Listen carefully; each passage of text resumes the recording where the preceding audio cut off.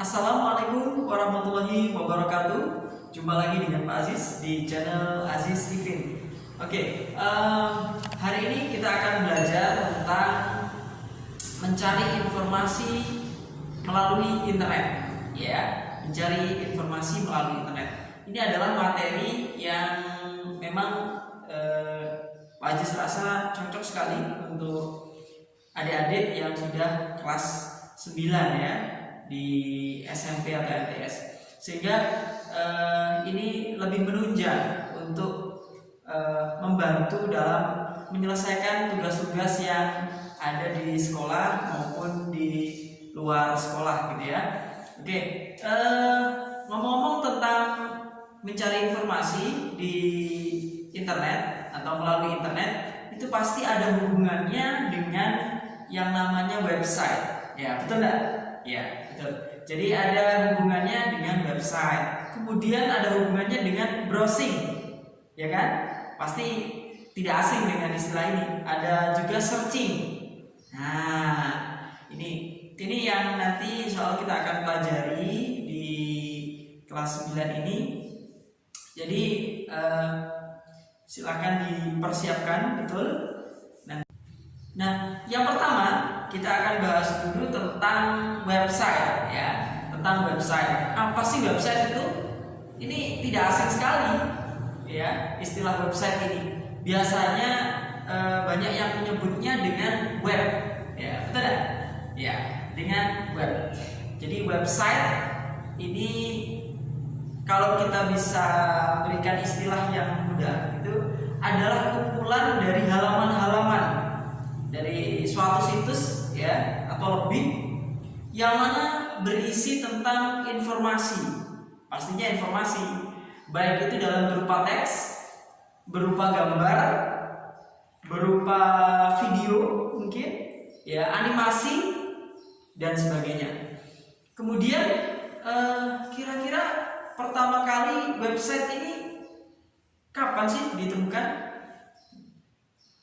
Nah, website itu pertama kali ditemukan oleh Sir Timberley ya, atau Sir Timothy John yang biasa dipanggil atau istilah yang sering disebut itu adalah Timberley ya. Itu sekitar tahun 91 ya, tahun 1991 itu pertama kali ditemukan. Kemudian baru dikomersilkan, baru dipublikasikan, bisa dipakai untuk khalayak umum atau bisa dipakai untuk masyarakat secara luas begitu, dunia, itu pada tahun 1993 atau 1993. Ini sudah bisa dipakai oleh seluruh dunia. Nah, biasanya kalau website itu ada yang website itu bersifat dinamis, ada juga yang statis ya. Ada yang statis, ada yang dinamis. Kalau statis berarti itu adalah website yang bersifat tetap, tidak berubah-ubah ya. Jadi website yang tetap dan tidak berubah-ubah. Contohnya apa? Yaitu biasanya ini adalah sebuah website yang memang diperuntukkan untuk suatu perusahaan yang hanya digunakan untuk profil suatu perusahaan. Jadi profilnya tidak akan berubah-ubah. Nah, ini adalah salah satu contoh dari website statis. Nah, yang kedua, ini ada yang namanya website dinamis. Nah, kalau website dinamis itu berarti isinya, kontennya itu selalu berubah-ubah. Kenapa? Karena terupdate, selalu update. Contohnya apa? Contohnya adalah website yang ada hubungannya tentang berita, ya kan? Ada hubungannya tentang toko online shop, ya pasti kan ya. Jadi kalau toko online kan pasti barangnya akan ada update terbaru karena terkait dengan sesuatu yang dijual. Kalau barang tetap, kemungkinan akan susah untuk terjual. Itu yang kedua. Jadi ada statis, ada dinamis website. Ya, satunya statis adalah tetap dan dinamis adalah yang berubah-ubah atau selalu terupdate. Diingat-ingat ya. Nah, biasanya kalau website itu terkait erat dengan yang namanya www, ya kan? Tidak asing kan? www. Apa sih www itu? World Wide Web. Jangan sampai terbalik. World Wide Web. Oke? World Wide Web. Ini biasanya adalah suatu homepage dari suatu internet. Jadi yang mana ketika kita mengakses dengan menggunakan www, biasanya otomatis website ini akan masuk ke homepage suatu website atau halaman utama dari website itu sendiri. Ya, itu World Wide Web. Kemudian ini juga sangat erat hubungannya dengan URL. Ya, Uniform Resource Locator. URL. Biasanya URL itu yang berada di paling atas ya dari suatu browser ya. Isinya adalah alamat dari websitenya. Contoh alamat websitenya adalah facebook.com ya, youtube.com. Itu adalah salah satu alamat website ya. Jika URL berarti biasanya kalau URL itu ada protokolnya juga di depannya, di depan www. Jadi http:// kemudian ada www ya, facebook.com gitu. Jadi itu adalah URL. Oke, jadi ingat-ingat ya tadi ya, ingat-ingat perbedaan antara www, kemudian ada HTTP ya. HTTP itu adalah singkatan dari Hypertext Transfer Protocol ya, ingat-ingat. Baik, kita lanjutkan. Jadi yang selanjutnya kita akan membahas tentang unsur-unsur dari website ya. Ada berapa sih unsur-unsur dari website ya? Jadi unsur-unsur dari website itu kira-kira ada 5 ya. Ada 5 unsur dari website. Yang pertama itu adalah nama domain ya, atau domain dari suatu website, atau tadi yang sebelumnya Pak Yus sudah bahas yaitu URL ya, alamat domain dari website. Kalau mudahnya kita sebutnya adalah nama dari websitenya ya. Contohnya yang tadi adalah facebook.com ya, http://www.facebook.com ya. Itu adalah URL. Kenapa kok harus ada URL? Kenapa? Nah, betul.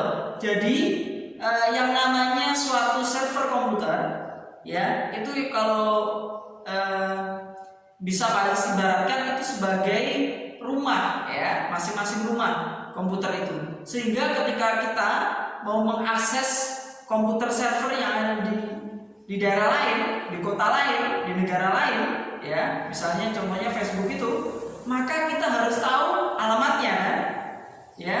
Contoh kecilnya aja, kalau kita punya tetangga tuh, kita mau berkunjung kepada tetangga kita atau kepada misalkan keluarga kita yang di tempat yang jauh, pasti kita harus tahu dulu alamatnya. Kalau tidak tahu alamatnya, kita tidak akan bisa untuk bertemu dengan mereka, betul. Nah, jadi website juga sama. Website harus punya alamat. Nah, alamatnya itu yang disebut dengan URL itu, Uniform Resource Locator ya, yang isinya adalah http kemudian www.facebook.com. Itu adalah salah satu contohnya.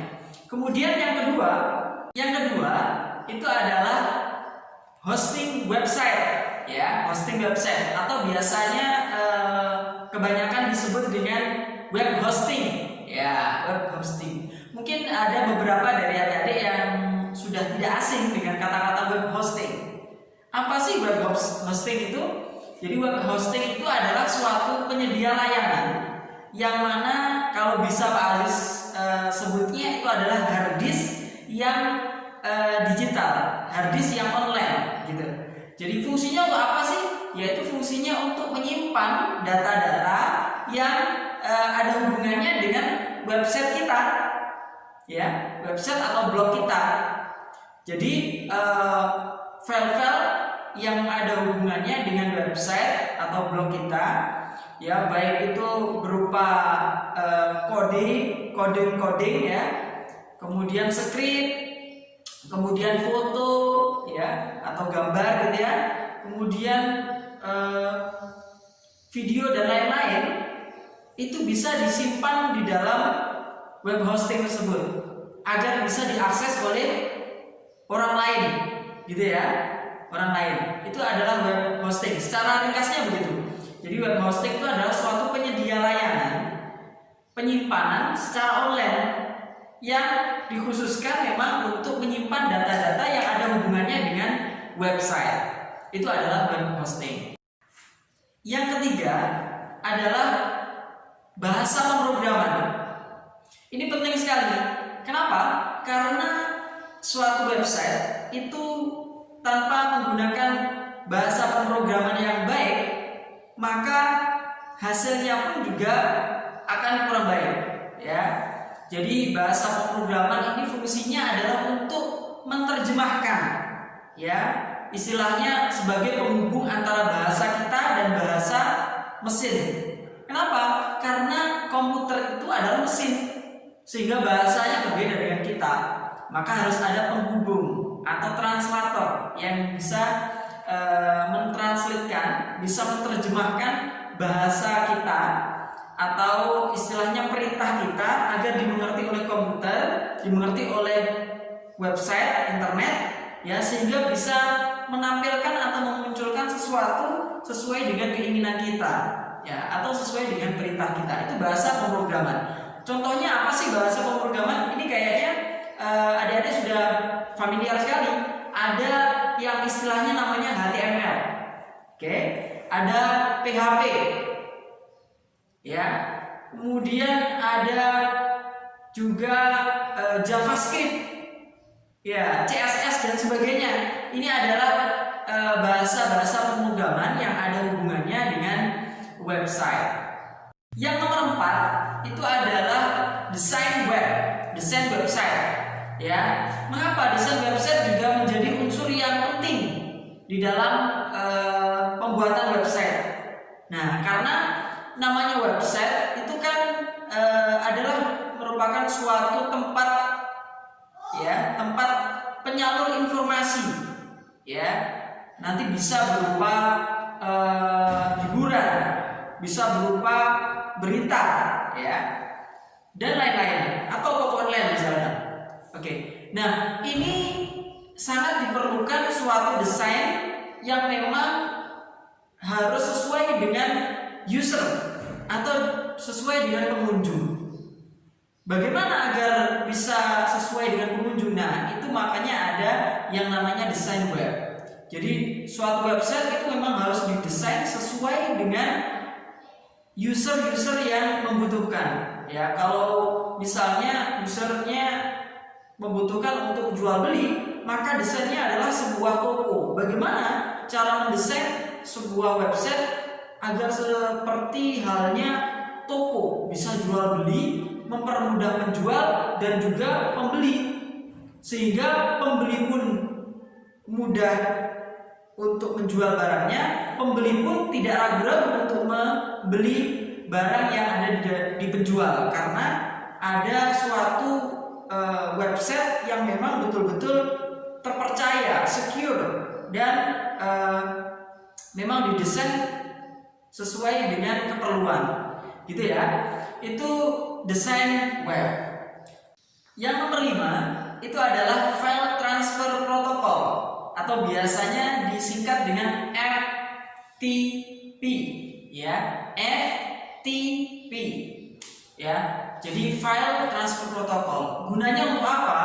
Ini biasanya berguna untuk memudahkan ya, memudahkan programmer ataupun pemilik website untuk memindahkan ya file-file dari website yang mereka punya ke server atau web hosting yang mereka sudah beli atau penyedia layanan web hosting. Jadi untuk mempermudah memasukkan dan mendownload data yang ada di dalamnya, itu ada file transfer protocol. Sehingga kalau kita misalkan mau mengambil atau memperbaiki halaman-halaman atau file-file yang ada di dalam website, itu kita tinggal masuk saja menggunakan file transfer protokol itu ya. Kita masuk ke sana, kemudian tinggal di copy saja atau bisa di upload ke dalamnya. Jadi bisa lebih mudah. Oke, itu adalah beberapa unsur yang penting yang harus dicermati dalam website ya. Jadi ada lima yang harus betul-betul kita pahami, yaitu unsur-unsurnya. Kalau bisa Pak Aziz review kembali. Tadi yang pertama itu ada domain name ya, atau nama domain, URL. Kemudian yang kedua ada web hosting, tempat di mana menyimpan file-file dari website. Kemudian ada program bahasa pemrograman ya, atau scripting ya, script untuk membuat tampilan halaman di dalam suatu website. Kemudian ada desain web ya, yang keempat itu ada desain web. Itu adalah untuk mendesain tampilan sehingga menarik, sehingga sesuai dengan user atau kebutuhan dari pengunjung. Kemudian yang terakhir itu adalah file transfer protocol, yaitu adalah fasilitas untuk mempermudah mengcopy, mendownload dan mengupload data ke dalam website kita atau ke dalam web hosting website kita. Itu adalah 5 unsur yang perlu Pak Aziz sampaikan, yang kemungkinan besar adalah sangat penting.